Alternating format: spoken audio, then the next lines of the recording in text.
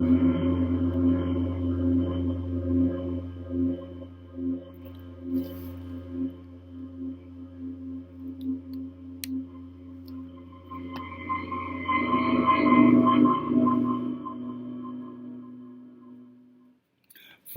you have tuned to Tunnel of Dark Narrations. I'm Turk Strongman. If you desire continued horror, look here for at least one new video per week, usually on Fridays. Please give the thumb up. It'll show everybody that you like anything you like. And I humbly request that you subscribe to the channel and click on the new upload notification bell. But please also remember to keep checking back in case the new upload notification feature doesn't actually notify you. Our present story, New Bones, by Tunnel of Dark Narrations, was inspired by true events. Beware, it contains the mysterious and the mystical, unavoidably so, for without them, there'd be no story. And for us, right here, following the sound of the crystal bowl, there is only the story. Now on with the show. Stockton's best friend, Mulder, wagged his tail back and forth. The entire rear half of his body wagged with it. The two of them looked out through their screen door. I stepped onto their broad wooden porch and slowly crossed it with my Cuban-heeled, point-toed, low-cut boots on that I'd picked up a long time ago in New York City. Stockton looked down at his little companion and smoothly paraphrased from an old song we used to play a lot in our younger years. Mulder, that sound you're hearing right now, that's the sound of the low spark of high-heeled boys. Seeing the two of them sure did put a smile on my face. It felt good to be back around. Hey, Mulder, how are you, little big guy? How are you? What a good boy. He did a 360 and made his usual hello bark. Then he stood up and pressed against the screen. And Stockton. What's the lowdown on the old what's up? Looks like you've been doing your push-ups, man. Stockton looked at me as if to say, you gotta be kidding me. Get down, Mulder. Mulder just got more excited. Come on now. Get down, buddy. Stockton picked him up. Mulder tried to kick himself free, but only managed to lick his master's nose. Stockton put him back down and held open the door for me. Enter this old house of many haunts, my long-lost friend. Your hair's getting longer than ever. Where on earth have you been these last few months? Everything all right? You okay?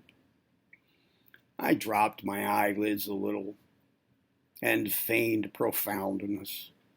Of course I'm okay. I'm always okay. I've never not been okay. Guys like you and I, Stockton, we're never not okay. I took hold of the door and went on in. Mulder jumped up at me as high as he could a couple times, which was not quite up to my waist, so I bent down and I patted him on his head. I know.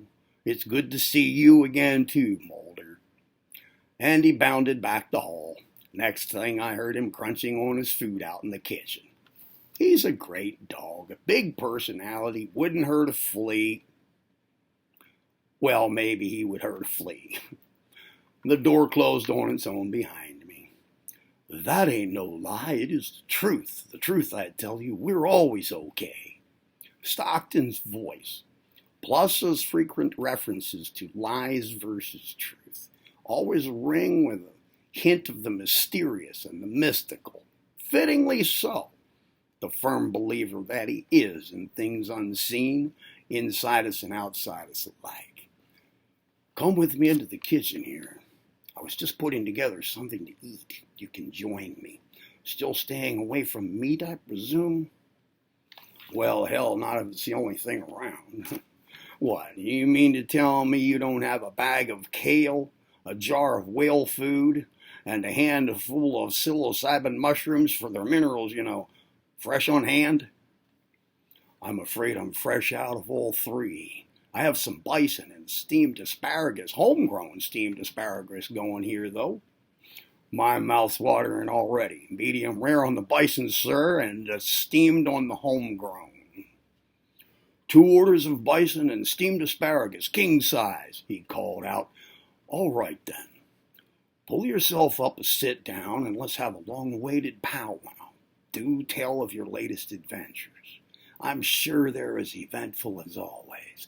Me, myself, I've been just here taking care of the usual affairs, doing my crime show, writing a new book on missing persons, and making my films about the paranormal.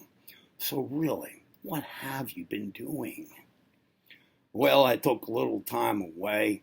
I went on down to Venezuela and got myself some new bones, that's all. At the word bones, Mulder got excited again, like I might have a treat for him or something. Stockton tossed him down a little chunk of bison, which Mulder caught midair and promptly wolfed down. Now, wait a second. New bones? Did you say you got yourself some new bones? Since when have you been interested in archaeology or anthropology? You mean human bones? I nodded. That's right, Stockton. Human bones. He pushed around the bison in the skillet, and he checked the asparagus. You gonna want some steak sauce and sea salt? I have A1 steak sauce and pink Himalayan sea salt. It's the only type of salt I ever use. Don't be silly, I said. I wouldn't eat without them. Good. He sat down across the table. Mulder appeared on his lap. Now, Venezuela. New bones, huh? The floor is yours. Okay. Well, Stockton, the new bones thing was accidental. I'll get to it here in a minute. You have to hear the whole thing. I'd been getting tired of the mundane and the same old day to day. You remember, I was talking about something new for a good while. Now, right here, at first, I thought I'd play a little joke on him and insert some tall tale about me heading an archaeological dig outside of Cairo, during which I stumble upon the naughty truth about harems and the eunuchs who used to guard them. But it occurred to me that, of course, Cairo isn't even anywhere near Venezuela, and Stockton deserved the truth anyway, no joking around. And he said that, yes, he recalls that. And then he leaned into him, he said, but I didn't know you took off to South America, for God's sakes. Well, I said, now, there you go again. I don't know why you do me that way, Stockton. Every time I come around here, you go and talk like I've crossed some invisible line or something, and it hurts my feelings. Stockton, I'm telling you. It really hurts my feelings, and now I'm upset. He smiled pretty big. It's great seeing you. I apologized for not having apprised him of my departure to the lost world. I did it on the spur of the moment, I told him. I woke up one day and I thought about that story, that book, The Lost World by Sir Arthur Conan Doyle. So I got out of bed, packed up some stuff in my backpack, drove over to the airport, bought myself a ticket and flew down to Venezuela to visit the mysterious area myself. As per the usual, I had no real plan. I just wanted a getaway. And if it involved an element of the unknown, and an element of chance, and one of danger, all the better. Of course, he concurred. No good at all without those. Mulder jumped down and left the kitchen. Right. You and I think alike about such things. Always have. Probably always will. Then Stockton, trying to make a smart-ass joke with some of his inherited gypsy witch lingo, commented, "But aren't there really 4 elements in nature? Not to mention the elusive ether? You mentioned only 3 just now." I was about to say something about that's not very Christian of him, but I got a better idea. I just looked at him like his humor bored me to death, and otherwise I acted like I didn't even hear it. I went on, "Well, do you remember this one night when we drove out to some lake in the woods, which I kept saying smelled more like a swamp than a lake, but we galvanized up the steel to go swimming in it anyway, and then we got the holy crap scared out of us because something drifted against both our legs under the water, and it felt to both of us like somebody else's leg?" "I sure do. I got nervous over the structural integrity of the old spit viper and brass clankers, and I got out of there as fast as I could." "Yeah, you did. You scrambled out like piranhas had a hold of them. You could have won an Olympic medal." "I wasn't far behind you either, Stockton." Now, do you remember the very next day, we read in the Gatlinburg Daily Post that earlier on the day before, the day of the night we went swimming there in the dark, police had learned about a dismemberment, the remains of which had got dumped into that very same lake, and they hadn't found the body parts yet? Who could forget about that, right? That ain't no lie. It is the truth. Ever since then, I tell you what, the only place I've gone swimming is in the pool at the Y right in town here. And by the way, I don't know if I ever told you this, but that's part of why I got interested in doing my crime radio show. No kidding. No, I don't think you ever told me that. Do you think maybe it also explains some of your interest in writing the missing person accounts? Huh. Maybe you're right about that, he said. Good point. I never really thought about it before. But maybe you're right. He turned down the corners of his mouth, looked into the distance, and gave that faint nod which indicates sticking something into the back of your mind for later consideration. I went on. Okay, so I thought about that night and of the following day's report in the paper when I was on the plane. Dinner got served and cleaned back up, and then I fell to sleep as night rolled in somewhere over the Gulf of Mexico. Now, at that point, Stockton jumped up and checked the bison and the asparagus, both of which by now were overdone by only a small measure. He served them up, and we bowed our heads, thanking Brother Bison for his sacrifice on our behalves. And then we added some A1 sauce and some pink Himalayan sea salt to the meat and some roll butter to our asparagus, and we dined quietly while Mulder crunched away with his snout down inside his own bowl of sustenance a few feet off. When finished, Stockton poured us 2 glasses of port wine, the preferred drink of philosophers, and we made our ways downstairs to the room where Stockton has his production gear set up. His new Ibanez bass guitar, which he named after me because of the way I make horror movie sound effects with my own, it stood over in one corner under some paintings he'd done, and his synthesizers and microphones and recording equipment and cameras and his desk and his computers and piles of books and CDs and his amps and everything and cables on the floor, all of it pretty much filled up the whole room with just enough space left over for his couple of catnap recliners into which we now sunk to let our meals digest. Then I picked up with my chronicle.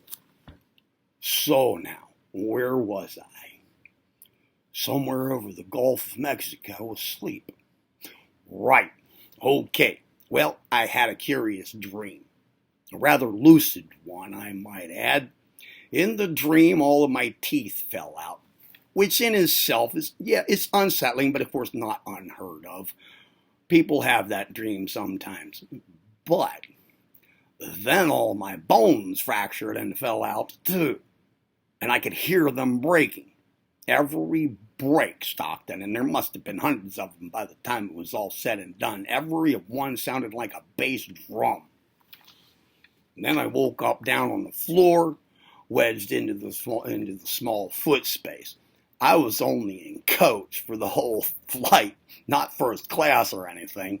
And when I tried to move at first, my whole body just felt like rubber. Fortunately, nobody noticed.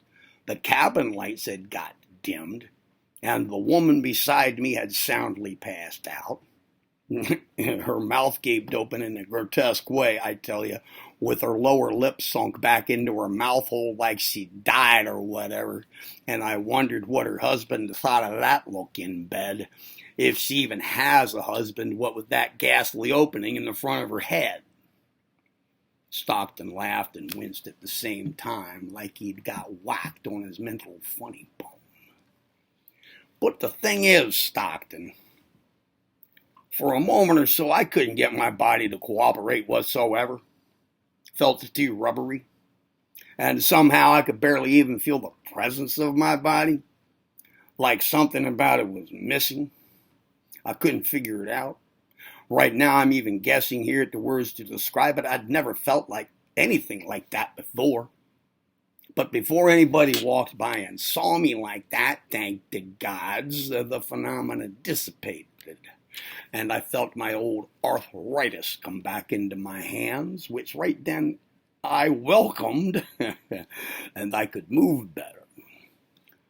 You remember, I used to sit right here and try to crack my knuckles, and then I'd gripe about it, and you'd say I already passed being a Twilight Zone has-been a long time ago, and now I'm just a 13 past midnight bingon.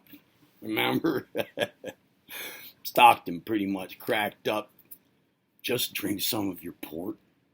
So I did, and he drank some of his. Then I continued. Anyway, so I got up and I got back in my seat and I checked my teeth and I felt around some other areas and everything seemed to be in its usual order. And this time I buckled up like a good boy. I mean, enough of this business of waking up down on the floor of a fuselage feeling like a rubber plant. You follow me, Stockton? Enough of that noise. I'm with you on that one. Wow. It is kind of funny to picture, though, you down on the floor like that. But that woman in the seat beside you? Now, there's an image I didn't need. Well, I teased him, maybe if we both concentrate enough on that image right now, we can manifest her looking like that, having a cat nap right there beside you, Stockton. You want to give it a shot? Then you can feature her on a live stream paranormal broadcast in real time. And that way your book sales will soar with the condors and you'll get rich. And then you can fund me to head off an archaeological expedition somewhere outside of Cairo. Stockton settled back in his chair a little further, I guess expecting a whole tale of Egypt to unfold now. I was on a roll anyway, so I kept going with it. Yeah, I've been wanting to do some digging around over there anyway. I hear there's some as of yet uncovered dirt about harems and eunuchs. Hey, Stockton, did you know that a castrated man can still get it up? Plus, I hear that there's this one place out there in the desert where when people dig up certain stuff, some haggardly looking woman named Flo Hackney comes flying by in an old faded blue Ford Galaxie 500, fishtailing sideways and throwing up sand in people's eyes, with the windows all rolled down, and that Mac Davis song about baby, baby, don't get hooked on me. blasted on the radio every time, and then she disappears over a sand dune toward her alleged shanty where her two 40-year-old twin boys, Flem and Mucus Hackney, play Jack the Beanstalk all day together. Stockton played along. Okay, let's do it. I used to have one of those galaxies just because of its name. And we'll take Mulder over there with us, and he can help us dig up bones. He has a nose for bones like you wouldn't believe. I said, yeah, maybe he does. But Stockton, I wanted to believe. The truth is out there. He said, I knew it. I just knew you were going to say that. I was just now trying to think of something like that to say myself. I always did like that X-Files TV series, and you and I are both well aware of the fact that a lot of stuff like that on TV sneaks in hints of real things camouflaged by the atmosphere of fiction. But you just now stole Agent Mulder's lines. I thought you were more original than that. I said, yeah, well, I claim poetic license. I just want to know whether with that little boob tube tangent that you just went on right now, you successfully managed to excise from your mind the mental image of that dead-looking woman beside me on the plane. Thanks a lot, bonefish. His voice is smooth as usual. But you're right, though. On with the story. Back to Venezuela. This whole thing fascinates me. I mean it. I'm all ears here. You said you got back in your seat, and you buckled up like a good boy. Okay, so then what? The rest of the trip down went well. We landed in Caracas. Stockton, you know how a lot of people, when they go on vacation, they crowd in so many things to do that by the time they get back home, they feel like they need a vacation from the vacation. Well, I learned my lesson about that a long time ago, so I just stayed around Caracas, strolling here and there, getting familiar with the local customs, and not doing much else for about a month, just laying low, And it's a good thing I did too, Stockton, because overinflation has hit Venezuela really hard over the last years, and personal safety has got pretty rough. And along with that, the U.S. greenback stretches further than perhaps anywhere else on the continent there. But the thing is, I needed to be cautious about where I went, so all added up, for various reasons, I desired to take my time with things and maintain a temporary home base in relatively safe accommodations, and I realized I had the funds to do that. I was able to try out my rusty Spanish skills and to bone up on a regional language called Pemon, which I thought might come in handy because I wanted to stop by a Salto Angel, the famous waterfall, the highest one in the world. Did you know that it's about 16 times higher than Niagara Falls? Well, eventually I felt more comfortable with the culture, and I got itchy to move on. A combination of road, plane, and foot travel, and some village stopovers, at last put me atop the majestic and eerie Ayuntepui, from which the shimmering cascade pours to its base 3,000 feet below. I wish you could see it, Stockton, I really do. It's one of those things a person should try to see during his life, like Everest on a clear day, or the lights of Cape Town during the night as he sails back from Antarctica with the aurora overhead. I made my slow way down to the base then, and I lost track of the days.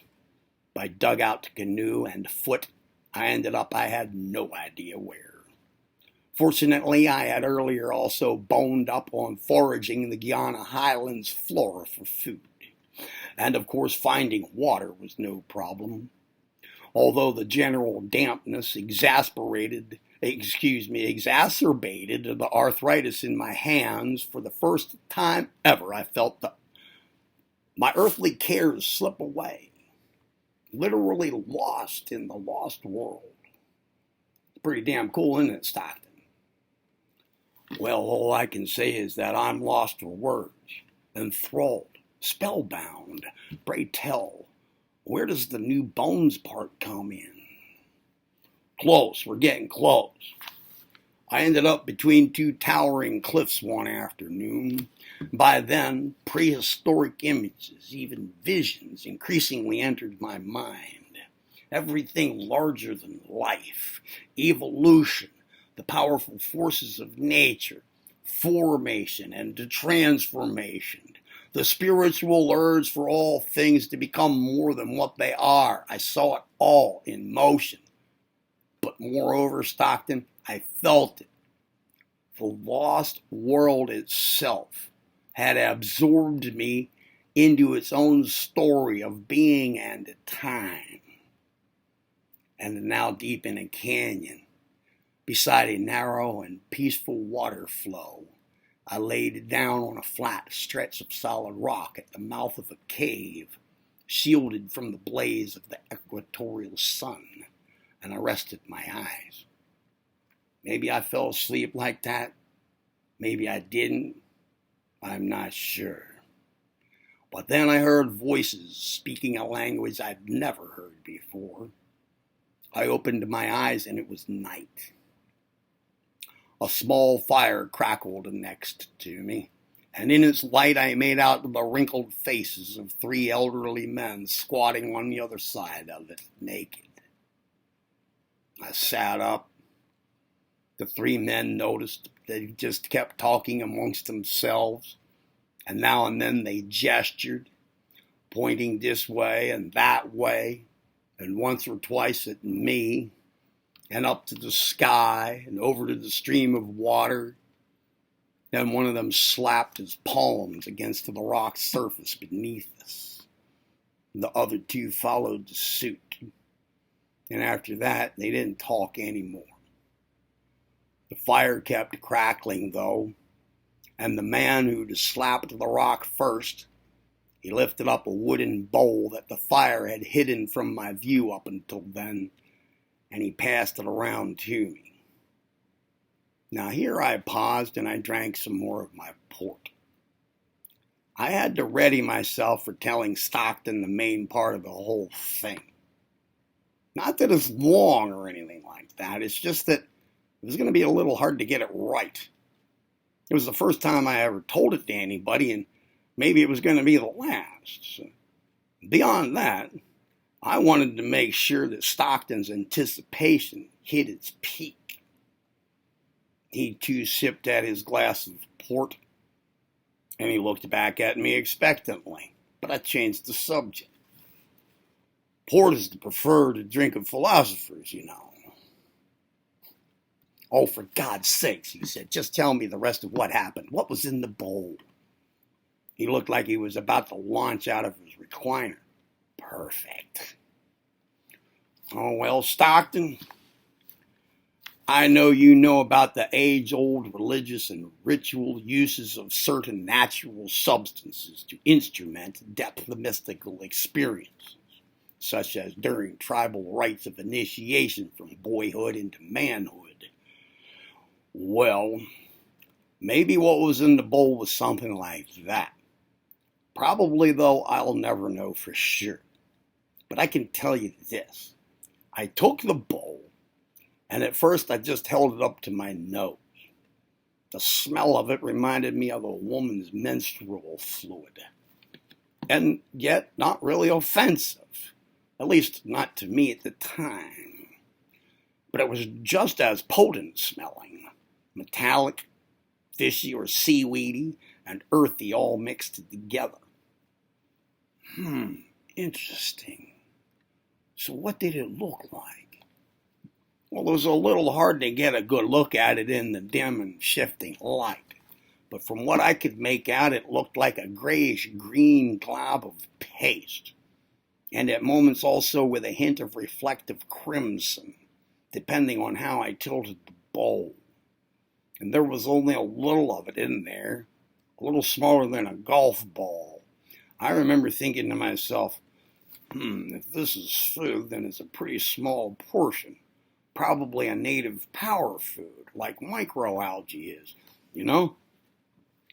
And then, yes, the man who passed it to me gestured for me to eat it, while he nodded his head suggestively. Now, sure, I felt hungry, Stockton. I wasn't quite ready, though, to eat whatever anybody just up and handed me, and especially when it smells and looks like this stuff did. But the man made the gesture again, pointing to the bowl, shaping his fingers like a scoop, and then raising his hand to his mouth. And then the other two did the same thing, and they all nodded at me together. So I scooped the whole mass up with my fingers and I put it in my mouth. The first thing I noticed was a tingling sensation on my tongue, which quickly spread through my entire mouth. Then the most god-awful taste dawned on my awareness, and I just about threw up. But I held it back and gagged and twisted my face and shuddered. The three men laughed, and they nodded some more and gestured encouragingly for me to chew it up and swallow it. Sounds about bit for the course, Stockton asserted. Yeah, it does, I guess. But I sure could have used an immediate second course involving some of this good Portuguese wine. Well, at that, we drank the last of what was in our glasses, and Stockton said, "But I'll bet it wasn't really just food." Well, who's to say? Like I already said, I'll probably never know. All I'm sure of is what happened. It didn't take long for me to choke down the stuff just to get it out of my mouth. By the time it hit my stomach, the bad taste went away entirely. But in a strange way, it's like this. My entire body now felt like both the initial smell and the taste of the stuff, both. The taste itself that was in my mouth at first, it was still there, but suddenly it just seemed normal. Although the state of affairs was anything but normal, if this makes any sense. Sounds to me like some really powerful stuff. I let out a puff of air. Yeah. So I set down the bowl and I sat there not sure what to do. I thought there might be some more instruction or what have you on the way, but the men then pretty much ignored me. And they went back to talking amongst themselves, like they'd done what they'd had in mind to do, and now their talk just had a more casual sound to it, and they didn't use as much body language as before. In a few minutes, a metallic taste came up from my saliva glands, and a mildly electrical sensation ran through me, Stockton. It kept running through me in stronger and stronger waves. Then the taste was gone. I looked at the men again, but it was sort of like I could see right through them, or like they were fading away. Their voices grew dim and distant, and then their utterances sounded punctuated and more rhythmic than before. Stockton, everything around me, and myself with it, seemed to be shifting in some way. I don't know any other word for it. Shifting. Let me interrupt and ask you right here. Did you feel frightened? I mean, did all of this include for you an element of fear? Good question, I replied. I'd be asking the same thing if you were telling this to me. The answer is that I did a little at first. Feel afraid, but it quickly went away, and something swept over me such that I lost control of what I felt and of what I thought. All I could do was go along with it, whatever it was that was happening. My own feeling and thinking just faded into, I don't know. It's just that now there was only the event, and I felt no distinction between the inside and the outside. And when you just asked me about an element of fear, Stockton, well, I'll tell you, I think I'd found my elements of the unknown and chance and danger for sure. But that's just in hindsight right now. No lie about that. It's the truth. You found them. Oh, yeah, you found them. We both laughed, a bit nervously, though. So then I couldn't even see the three men anymore. And they're talking. Remember I said it got distant and punctuated and rhythmical? Well, it got even further away, and it transformed into the sound of a single drum beating far off somewhere. I couldn't tell in which direction, though. Not at first.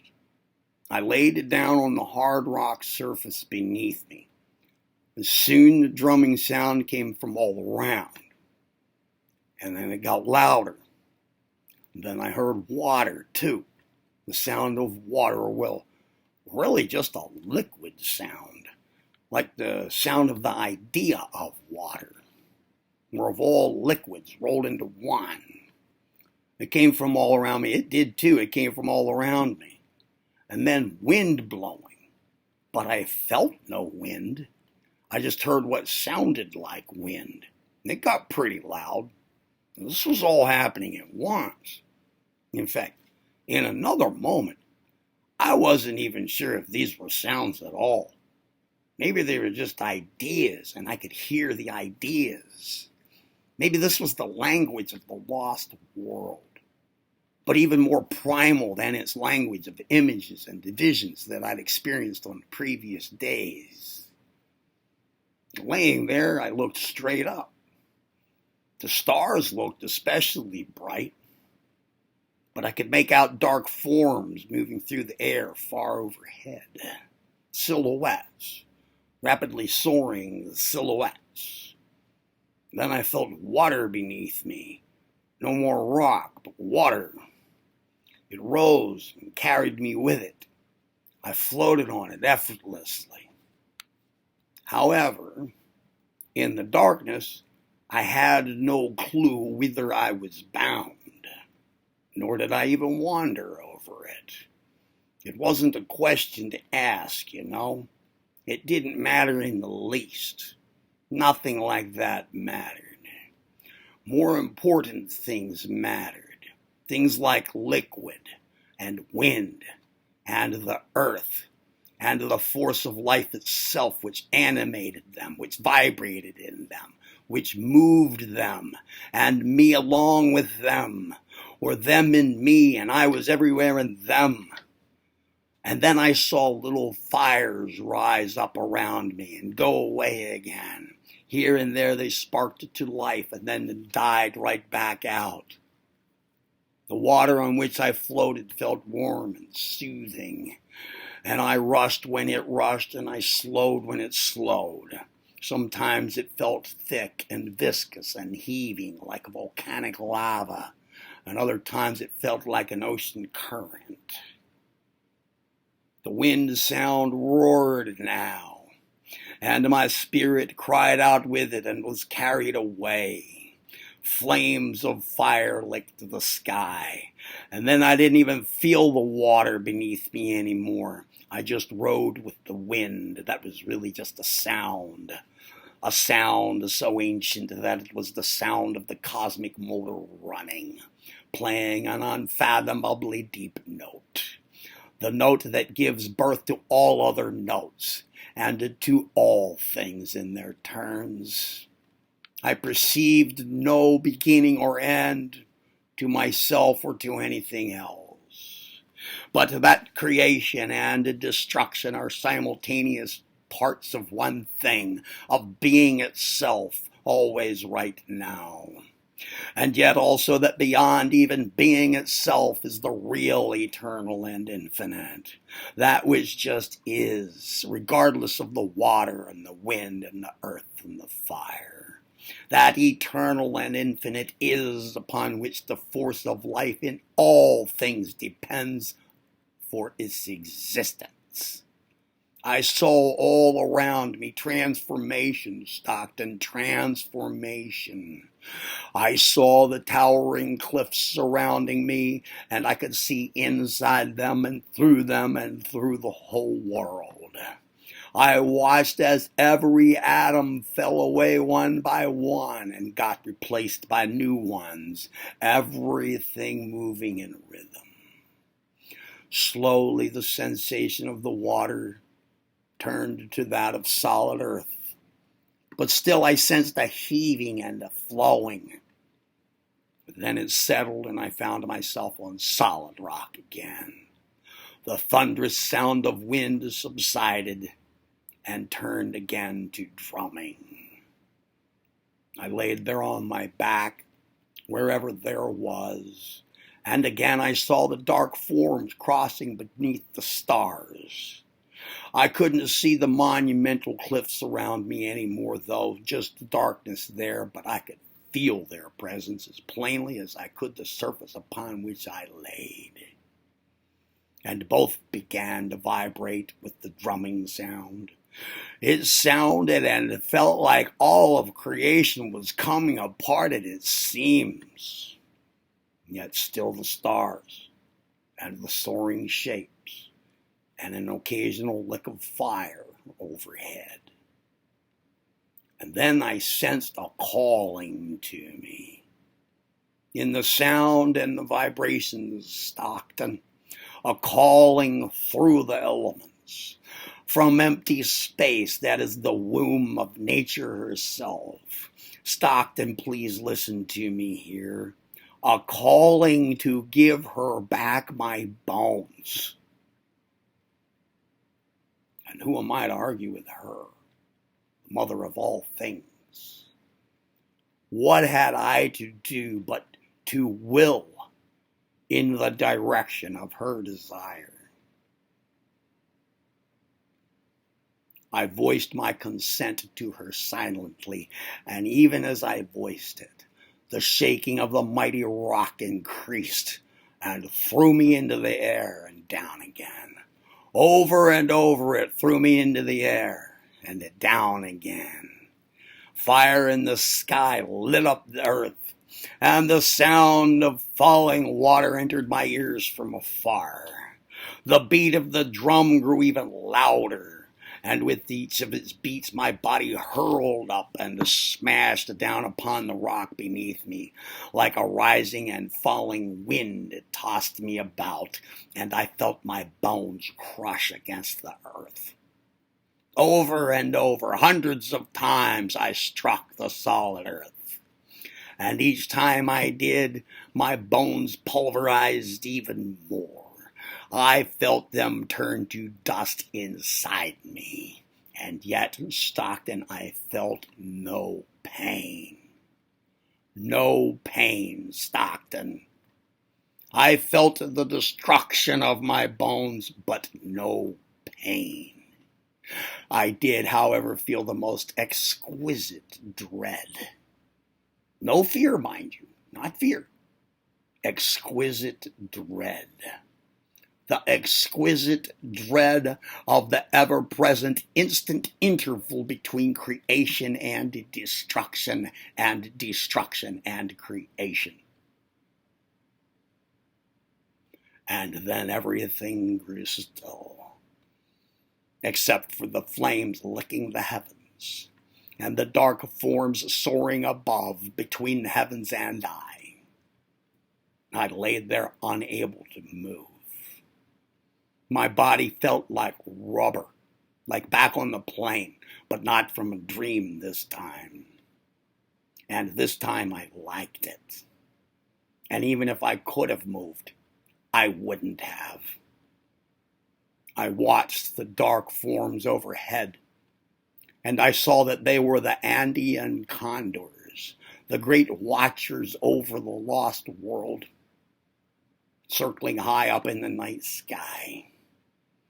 And as I in turn watched them, I felt the rock below me suck the dust of my bones down into its depths and scatter it through the earth. And I felt the earth replace each particle, one at a time, with a new one down to the last one, and I had all new bones. Then the drumming stopped, and the sound of the distant falling water stopped, and the condors disappeared, and the sky went dark except for the stars, and I drifted off to sleep. When I awoke, the sun was out. I laid on a patch of grass by a slowly moving stream, surrounded by bright green foliage. Voices approached. I yawned and stretched and I stood up. Once again, I had no clue where I had ended up, but I knew a lot about where I'd been. It's what I have just now told you. And I felt younger than I had in years, Stockton. Younger than I had in years. A couple of tourists came into view. We talked together a bit, nothing major. I said I'd got lost and fallen asleep. They told me the way to Kanaima. I forget how they say that. Kanaima? It's a village nicknamed by some people the getaway to the falls. And within a few weeks, I was back in Caracas. I rented my former accommodation again, and I laid low like before, resting up and observing the local customs. Then I went over to the airport and I flew back home here, thanking the lost world for sharing its story with me and for giving me a renewed chance to live my life with a deeper sense of wonder. And of course, I thanked Mother Nature for my new bones. And I pondered the unknowable, the eternal is upon which all existence depends. Now, Stockton, may I please have another glass of port? It's the preferred drink of philosophers, you know. So I've heard, he said. So we went upstairs to the kitchen and had another glass. Stockton didn't say, he didn't say much, neither did I. There was always next time for talk. Mulder crunched on his food. Then I got up to leave. Mulder followed me to the door. Stockton opened it and the three of us stepped out. Then he asked me, "You know what though, my friend? How can I know if this hasn't all been one big tale or a hallucination? I want to believe, but wow." I bent down and lightly patted Mulder's head. We looked into each other's eyes, and then I lowered mine down a little to show him my respect. He raised his nose against my palm, and I saw his tail wag a little. I stood back up. Well, Stockton is like this, I said. Contrary to popular belief, the truth isn't out there.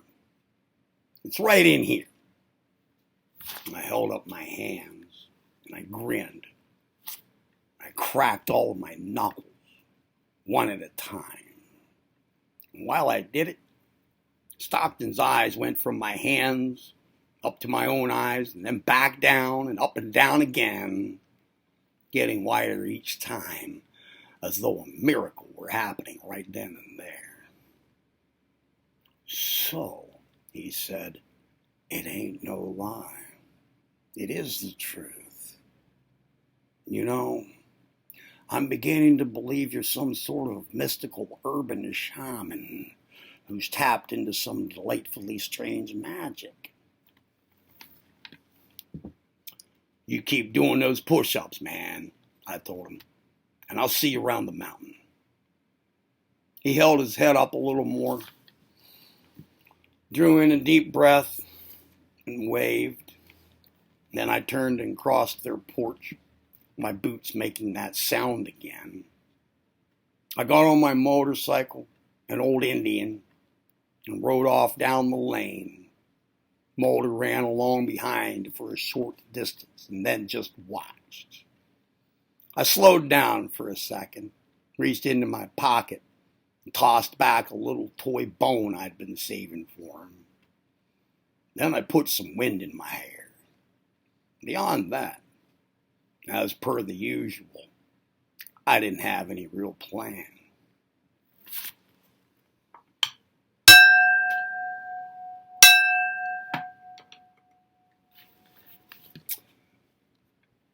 Thanks for listening to New Bones, friends. I hope you enjoyed the story and that you felt the mystery of the true events that inspired it.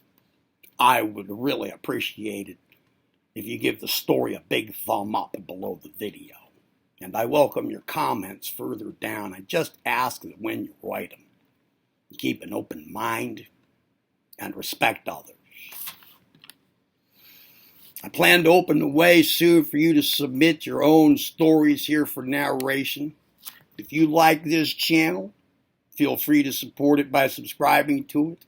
And please always check back for weekly uploads. Lastly now, amid the noisy, confusing haste of this old world, its ghostly shadows of the past, and its vague uncertainties about the future, strive to stay alive, to be well, and to find a peace in your restless souls. I'm Turk Strongman. Thank you for tuning to Tunnel of Dark Narration.